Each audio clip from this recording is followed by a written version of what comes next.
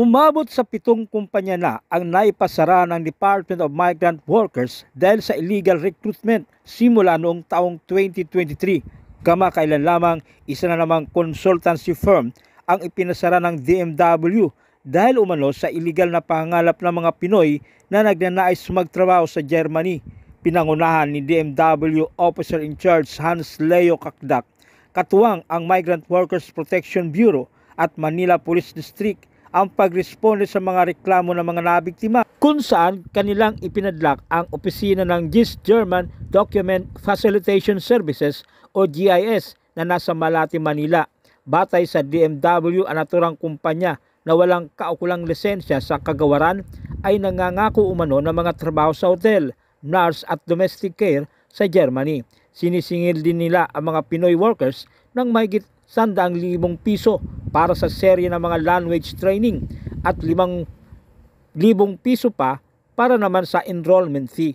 Pagkatapos ng language training ng aplikante, hihingi umano ang GIS Manila ng karagdagang 99,000 pesos para sa pagpoproseso ng trabaho abroad dahil sa direkta nilang ire-refer ang Pinoy worker sa isang German employer. Ayon sa ahensya, kabilang ang naturang consultancy firm at ang mga tauhan nito sa list of persons and establishments with derogatory record ng DMW at maaaring makasuhan ng illegal recruitment committed by a syndicate. Ayon pa sa DMW, nagsimula itong mag-operate noong taong 2020.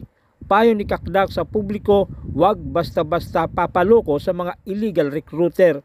Hinimok naman ng kagawaran ng mga OFWs na bisitahin muna ang DMW website para sa mga licensed agencies at mga aprobadong job order kung sila man ay pipili ng consulting firm para sa trabaho abroad.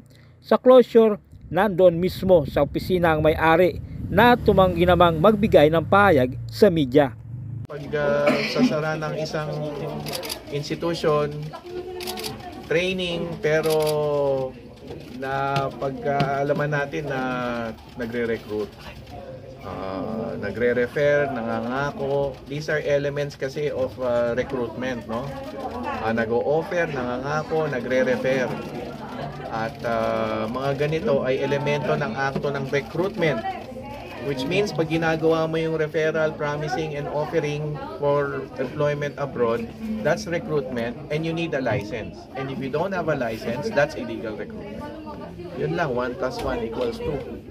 So, yan ang nandito tayo ngayon, and we always want to make sure that we are upholding the legitimate track of recruitment, no? We want to make sure that the legitimate licensed recruitment agencies, yung sanctity, yung pribilehiyo nilang mag-recruit para protektado ang OFWs is amply protected. And in this manner, we're looking out for the illegal recruiters. At gusto natin isumpuin, ano? Gusto natin makitil, gusto natin pigilin ang illegal recruitment.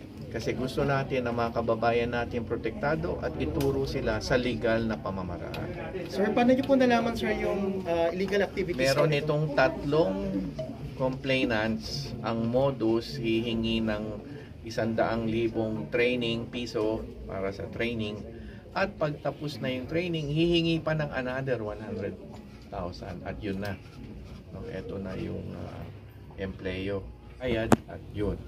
Nagkaroon ng surveillance operations conducted, and indeed our operatives in surveillance operations found out, witnessed for themselves yung recruitment activity that goes on in this establishment. Sir, anong work ang ino-offer nila sa Germany? Ang trabaho ay hotel workers, caregivers, and nurses. At napakahalaga nito kasi meron tayong current government-to-government hiring program for nurses for Germany.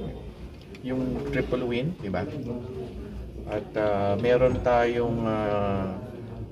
ding private track yan, ongoing. And we have been in very, very, should I say, heightened and strong bilateral talks, bilateral labor discussions with the government of Germany to highlight the safe, fair, and legal means of recruitment. So talagang hindi natin gusto yung